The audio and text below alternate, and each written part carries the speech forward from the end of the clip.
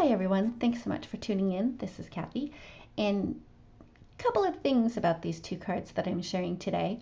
The first is that I really wanted to use the Abundant Petals stamp set by Power Poppy because they are just gorgeous and they stamp beautifully. And the other thing is I really wanted to try the floating die cut technique that I had seen over on Jennifer McGuire's channel. The thing is, though, that I didn't really want to have to color in all of these flowers, so I decided to try and do somewhat of a tone-on-tone-ish monochromatic look instead.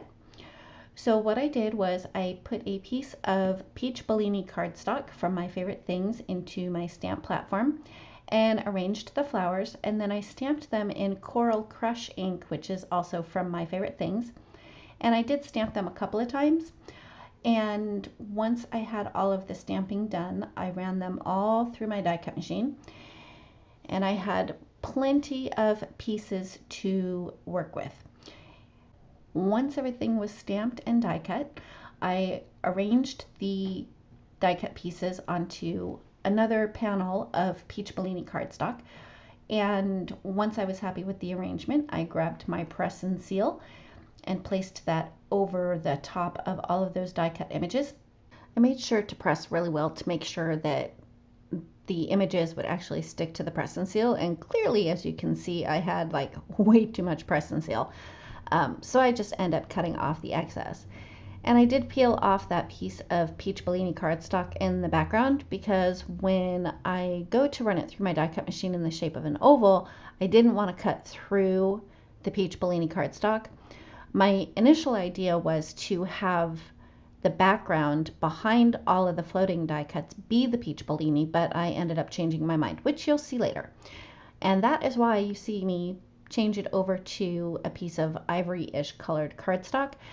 And I did that mostly so that I could see where I was going to be cutting with the oval die cut to make sure that I had some big chunks and little chunks and on my piece that is cut out. I removed the ivory cardstock because that was just scratch paper anyway, and then started to put a whole bunch of foam tape on the back of the ovals. Once I kind of pulled that all apart and set it on the panel that I was planning on using, I decided that the oval was too big, so I ran it through my die cut machine with a smaller oval. I peeled off all of the release paper for the foam tape. The press and seal is still on top of all of those die cut pieces. And that was just to ensure that they stayed in place while I put it down on that piece of Peach Bellini cardstock. And then I decided, this is where I kind of changed my mind, where I didn't want to have the whole back panel be peach. So after I removed the press and seal from the floating die cut pieces, I used a slightly larger oval die and ran it through my die cut machine one more time, just to have an extra layer between the floating die cut pieces and the stamped background. For the background, I took a piece of Neenah 80-pound solar white cardstock, and it measures 4 by 5 1/4, and took one of the flowers from the Abundant Petals set and just kind of randomly stamped it. And I started out with Peach Bellini ink, and I started with kind of I guess it's kind of like a checkerboard pattern. Then I moved on to the Coral Crush ink to fill in the rest of the areas of the checkerboard pattern. To fill in the rest of the white spaces, I used one of the small clusters with lemon chiffon ink, also from My Favorite Things, and randomly stamped those as well.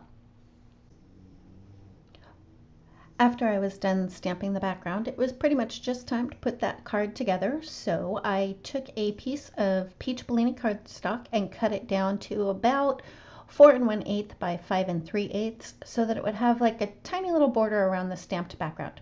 I adhered the background panel to the peach cardstock and then adhered that to the front of a top folding A2 size note card. And then I added the floating die cut oval on top of that. And because the die cuts were already popped up with the foam tape, I just decided to adhere that flat to the front of the card. Next, it was time to stamp the sentiment, and for the sentiment, I used VersaFine Onyx Black ink onto a piece of just a white scrap that I had. Ran it through my die cut machine with a fishtail banner from Blueprints 27 Dynamics from My Favorite Things. I did end up cutting off the fishtail part of the sentiment because it was kind of wonky. It wasn't working. So that's why I cut that off. I placed that down, and to finish up the card, I added a whole bunch of itty bitty teeny tiny clear sequins down in between the spaces of the floating die cuts. And that finishes up the first card. Now, since I had so many pieces that I had stamped and die cut, I actually had enough to do a second card, which was kind of a bonus because I was really only thinking I was going to get one.